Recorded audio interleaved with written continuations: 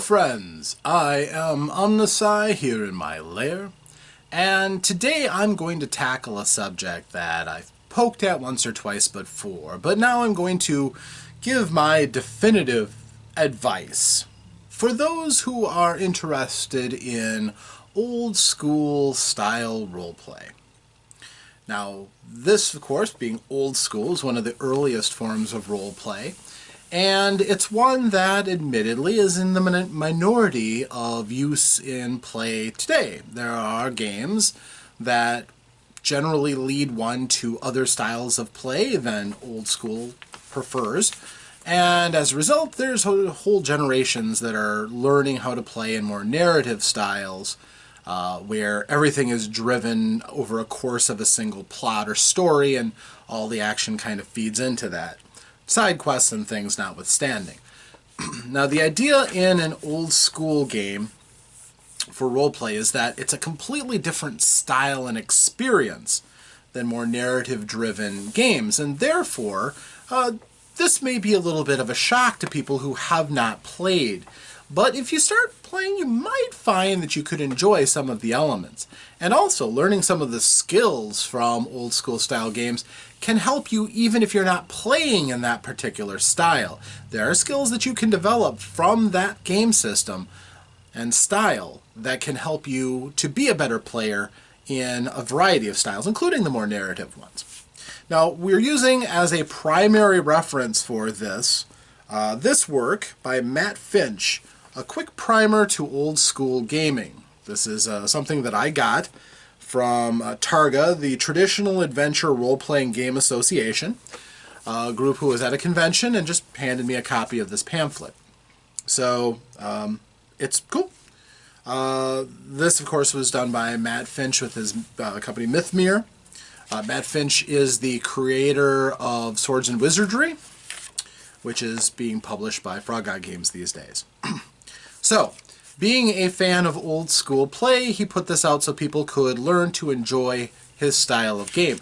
Because if you pick up a game system that's patterned after old school play, it's going to be a bit of a shock if you're not used to this style. For one thing, the systems are quite bare bones. There's not a lot of details to the characters. They're just the essentials, your primary attributes, some skills that you might have, your gear, and if you have weapons and the like. Everything else is usually absent. Maybe even things like your to-hit bonuses and saving throws may just be read off of a matrix rather than being on your sheet. But there are ways of playing this game that have developed over the years that make it unique among styles of play these days. And I'm not going to say one system is better than another, but there are some significant advantages to playing the old school style over other styles. It all depends on your taste, and again, there's no right or wrong way to play except that the people who are playing it are having fun.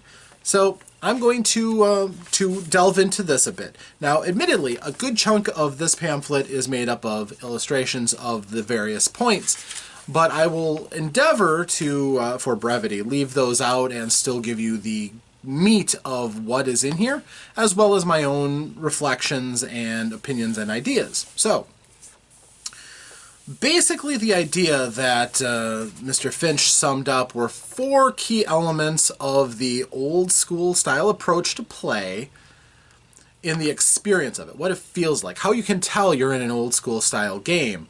There's 4 for the players and 4 for the game masters, and I'm going to provide all of them just so you get an idea and can appreciate the wrinkles and differences, and in case you want to run games for yourself. So this is basically Matt Finch's ideas, and they're pretty sound.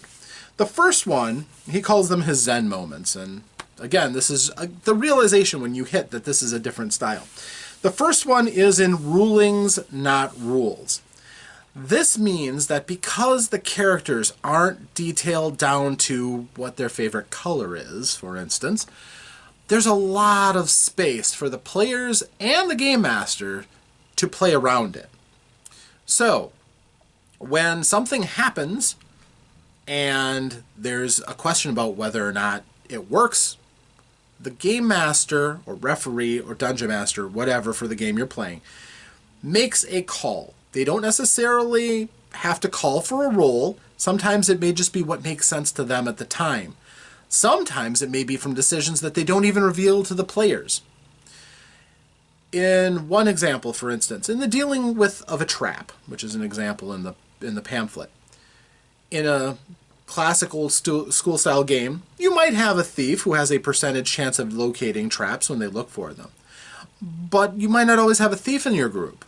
Or sometimes somebody else might want to take an active role in deciding if they're going to be safe from traps or not.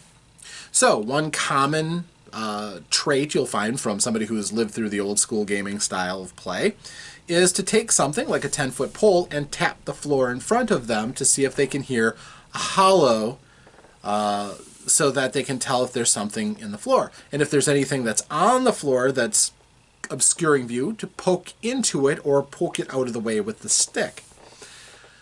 Now some game masters will determine that if you do that, you can automatically detect that a trap is there. So your foresight in using that tool can save you from the rather painful trap that's in front of you. Otherwise, just looking in particular areas, if you say that you're going to examine a given area and the game master knows there's something there, they might make a ruling saying, okay, you looked really hard and because you thought to look there, you find what was hidden. You don't necessarily have to be a thief. You can be just a person who's keen on their own survival who takes the extra time to look. And in those cases, will often be rewarded by the game master.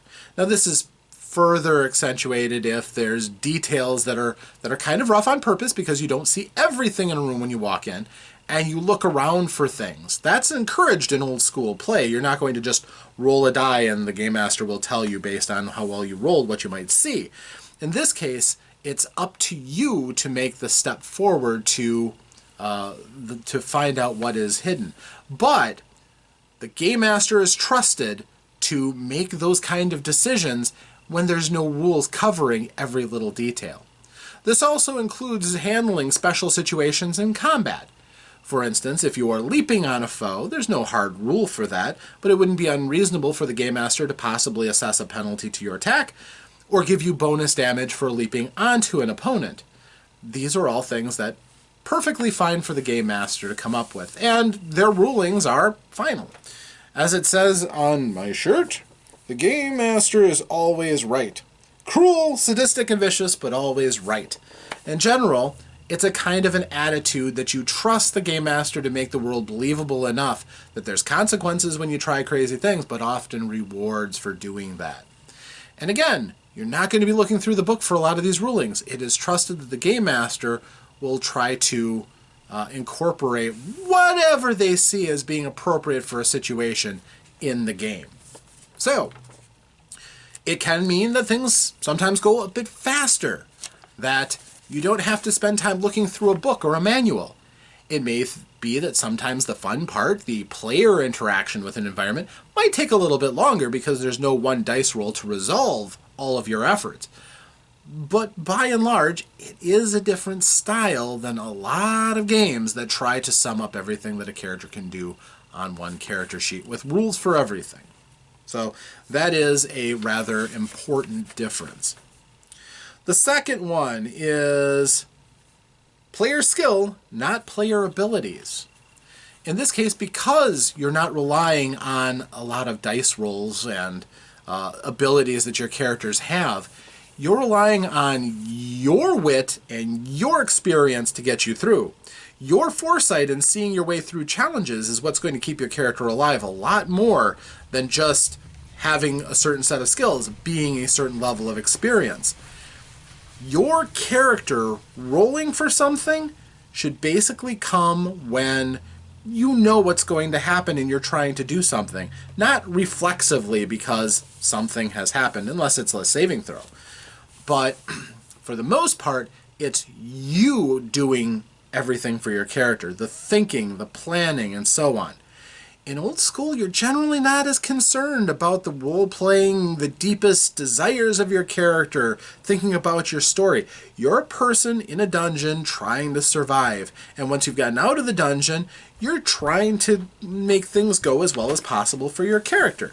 So thinking about anything deeper than that, oftentimes your character is going to be as complex as you allow them to be, but they aren't really required to be overly complex to deal with the realities of one of these games. There's a dungeon or there's a threat. Your characters are there to present and tackle these problems. If that's an unexplored dungeon, if that's a quest for a certain item, it's all the same. Your characters are going to be guided by your wit, your intelligence, which means their setbacks are also going to be on you. If you push your luck too far and something bad happens, that's on you, not necessarily your character, and there's no one die roll that's going to get your fat out of the fire. This also means, though, that you have to take your character's position seriously. If, for instance, you go forward and think that you will always win every battle, you'll probably have a stack of dead characters before too long. A smart player realizes that the world around them is a 3D environment. Threats can come from anywhere.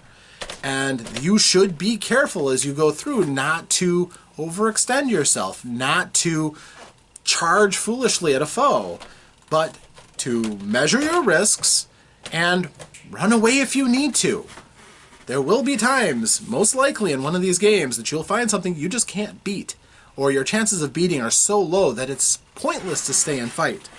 And that is rather important. So, third moment. Heroic, not super heroic. In one of these old school style games, death can always be around the corner. I don't care if you're 20th level. You fail a saving throw, you could be dead. So therefore, a wise person picks their battles. These characters aren't designed to have 18s across the board. They don't, as they level up, see their stats steadily increase. No, they challenge things at their level. A person, maybe rather gifted, depending on how well you rolled, but still a person who takes risks when they go out to adventure to try to get wealth and power and fame. So, bearing that in mind, you may accrue a certain number of hit points. They can go away like that. You may get some nice magical items. If the right creature comes along, you might lose those. Or you might find a creature that has the paper to your rock and can thwart your special abilities. So, what do? You play smart. You play like a person who doesn't want to die. And you think your way through situations and understand that even as you get more and more powerful, that means that you can take on greater and greater challenges, yes. But it never should let you feel like you are completely invincible. Even the greatest wizards, the greatest knights, should still feel like there's an element of risk when they go out exploring. And if there is no risk in an old school game, you're playing something that's way below your level. You should probably look for greener pastures, and oftentimes the treasure will tell you that. If you're finding coppers and silvers when you're 10th level, you probably should be looking for greater adventure. The fourth Zen moment is there is no game balance. Game balance is a fun thing to talk about in game design, especially in more modern games, but it really wasn't something that was considered as much back in the day. So while somebody can go through and they can rank the classes based on, what their eventual potential will be, how easy they are to play, how survivable they are, realistically, the entire game rested on 4 primary pillars. You needed somebody to stand up to creatures and give everybody else space to do things. You need somebody who was going to develop eventually the power to be able to deal with large groups of enemies and strong foes with a single spell, a wave of their hand. You needed somebody to heal and balance, and you needed somebody with specialized skills to take care of problems the other 3 couldn't do. That balance of fighter, magic user, cleric, thief were indelibly printed into Dungeons & Dragons since 1st edition. Advanced Dungeons & Dragons, as it's commonly called, and even Dungeons and Dragons, the BECME sets, and so forth. BE, BX. Now, does this mean that all those classes are balanced? No. Anybody who's ever played a thief will know. Sometimes it's hard to get your glory out of being a thief. It's not the most noble of professions, but it also means you have the lowest hit points, generally not a great armor class. You have one attack that might do some damage, and then after that you're a fairly poor fighter. You have some specialized skills. Many of them being employed can risk you dying or taking some serious damage. So a thief wasn't very glamorous, but some people played darn good thieves. And balance wasn't something you really moaned about. Clerics were something that I've heard a lot of complaints about, despite how necessary they're seen to many groups. That constant supply of healing is nearly essential for many games. But starting out, you have no spells in some versions of the game, and others, you quite simply start out as a relatively weak caster whose spells never get dramatic and impactful. You're going to constantly find your spells being floated out to keep healing your allies, getting them in battles, maybe buffing them a bit. Balanced against a, say, wizard, who starts out extraordinarily weak, but turns out to be the most powerful character in the game, a magic user at higher levels beats everybody. It's not even close, quite honestly. And a fighter is important for most situations to keep everybody else somewhat clear, but eventually they don't become as important, and some people consider fighters to be fairly boring. I don't, and we'll explain that as we go, but they didn't worry necessarily about the balance as much as having something for all of those classes to do. And figuring out what your class is meant to do and how to do it well was the soul of playing well versus not doing your job and leaving your party to, well, quite honestly, wish they'd had somebody else in the group. So those four elements are significant from the player's perspective for appreciating what old school rules games did. That isn't the only thing, but those are the experiences you can have that really will tell you you're playing in this style of game. Now for the Game Master, the ones that Mr. Finch talks about are priceless, and I think not just for old school gaming. Quite honestly, these translate extraordinarily well into all aspects of game mastering because they hinge on the very important part of storytelling. The first one, The Way of the Ming Vase. You go into a room, there's a pedestal and a priceless Ming vase. A fight breaks out. At some point, somebody's going to hit that vase and smash it. It's a given. Things in an environment are there to be interacted with. So, if you have a fight in a bar and nobody at any point gets hit with a flying tankard or smashes a table or a chair, you've just run the sterile little combat where it plays out exactly like it would in a 10 by 10 featureless room. You're not really doing service to, making use of the environment. Players might feel like anything in the environment can be grabbed and manipulated, and that's important because, again, they don't have 100 different abilities, so they're making things up as they go along. But if you put something in the room, then the players should have something in mind with that thing. Either to jump off of it, crawl under it, smash someone through. There are just things that are too cool to put into a room that you would never use. So think about it from the perspective of a person who's designing a set. If you put something in that's supposed to catch the eye, something should happen to that. Now again, the priceless Ming vase, in a fight, yeah, there's a pretty good chance that somebody's going to smash into it. There's also a possibility that a forward-thinking group might go, oh, that's worth a lot. We're going to prioritize keeping it safe. And the party is rewarded for doing something like that. Some of your treasures you might want to have them be fragile and at risk when the players encounter them. That way, if they're smashed, the players are left. That's money we just lost. And remember, too, in old school games, it's the money that drives your character getting more powerful. Not necessarily fighting monsters, it's getting the treasure. So, if you're going to bother putting something in, understand that something could happen to it and probably should. Combat is a chaotic, crazy thing, and you should emphasize smashing things and making everything dynamic. Now, the second Tao is the way of the moose head. And that is, if you come into a room and the DM describes that there is a moose head mounted on the wall, then there should be something with that moose head. It's an unusual thing, and therefore it should draw the players to it and want to fiddle with it. And quite often you should reward that curiosity. Occasionally punish it, yes, there should be traps. They should have to be careful sometimes. But honestly, if they're not fiddling with the antler, seeing if they turn, poking in the eyes, opening the mouth, doing various things, maybe moving it to see if it's hiding a safe or something, then why did you put that in there if that isn't the case? Sure, you're going to occasionally have red herrings, but you should reward players for their curiosity, or else when you talk about details in a room and you're narrating, they're going to hear blah, blah, blah, blah, blah. This stuff doesn't really matter. It's important that when you put in something exotic or eye-catching or interesting, give it a reason to be there and draw the players to that.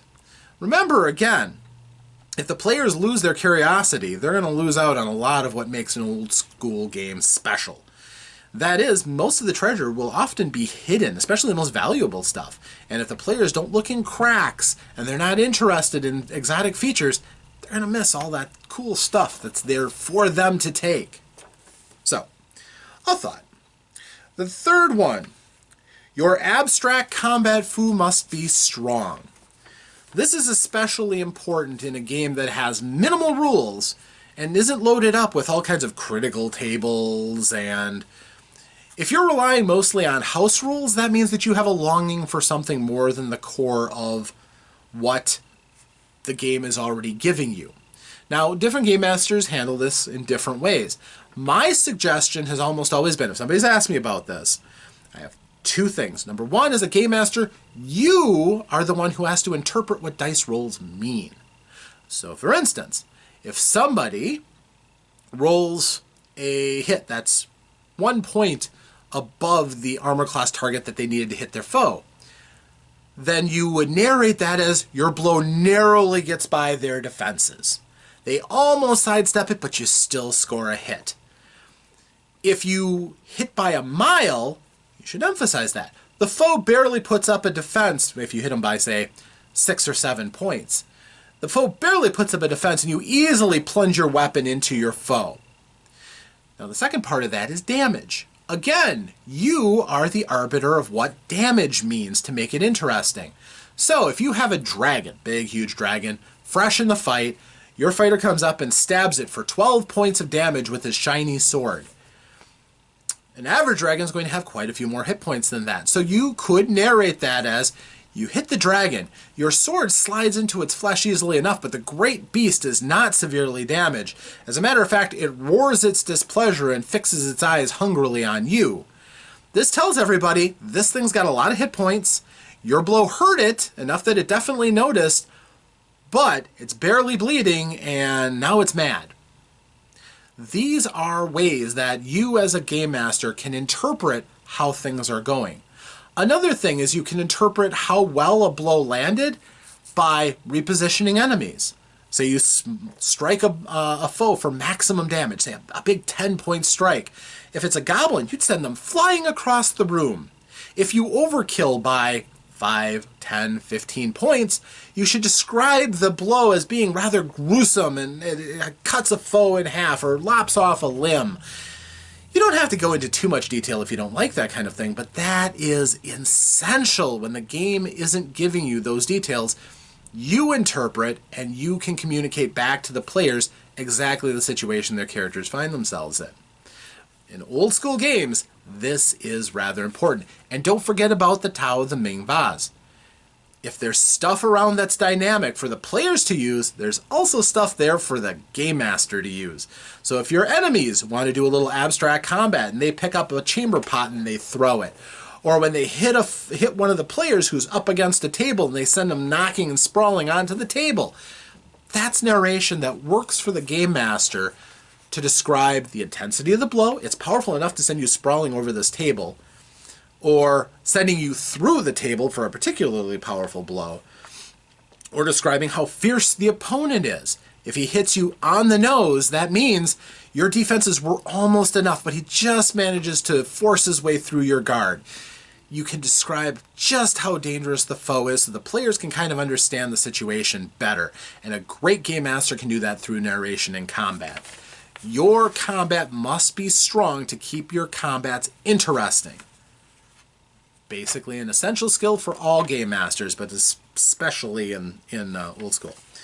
And this is another one. The title of the GM, The Way of the Donner Party. Now, the Donner Party, a rather legendary group, got, I can't remember if it was a plane crash or what, ended up in the mountains and ended up eating several members of their group just to survive. Eventually, some of them were saved, but they turned cannibals under the need.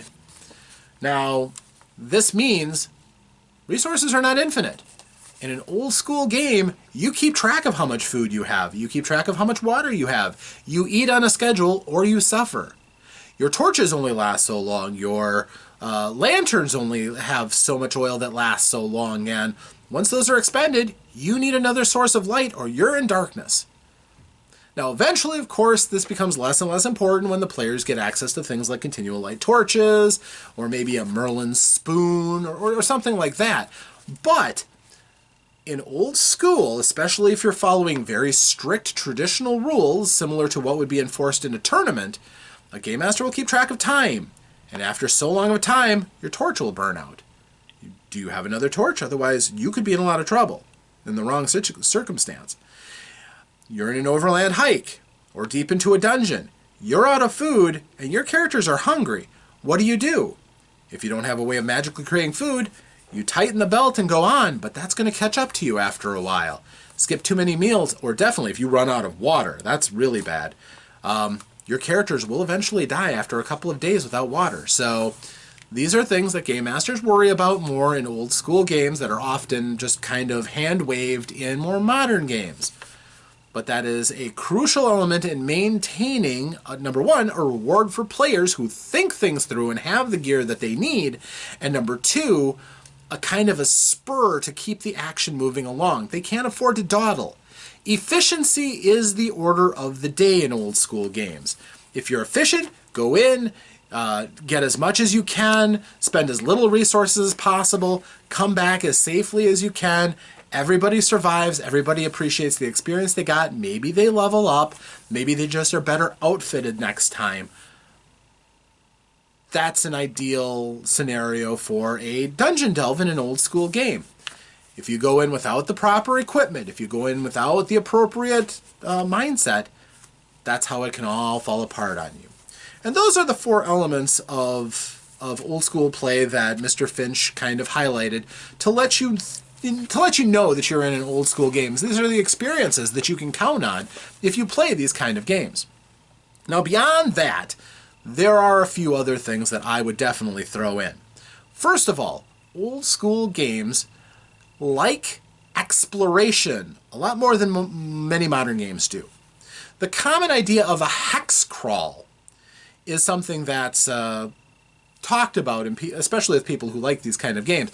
The idea that you're handed a blank map of the world, and as you go out, you can fill in details on that map and find new landmarks and find ruins and dungeons and treasure.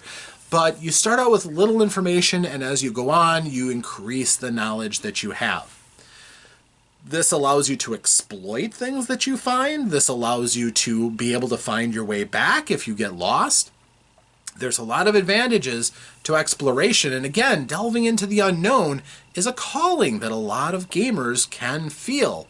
And again, one that doesn't often get really scratched much in modern gaming. A lot of times, a map will be laid out in front of you so that you can plot your course along on the map. Or they'll show you the map, and well, not much chance of getting lost then, and if you do get lost, you just roll a die against your survival trait or whatever, and you're back. Not so in old school games. Mapping and exploration was a lot more important, especially when you went into dungeons and when you went into the wilds of Overland. Exploration and coping with the unknown is one of the central elements of role-playing in an old school game's environment. Even the dungeon itself is a kind of exploration, but above land could also be the same way. You get handed a blank map and fill in the details. So that's a big thing. Combat.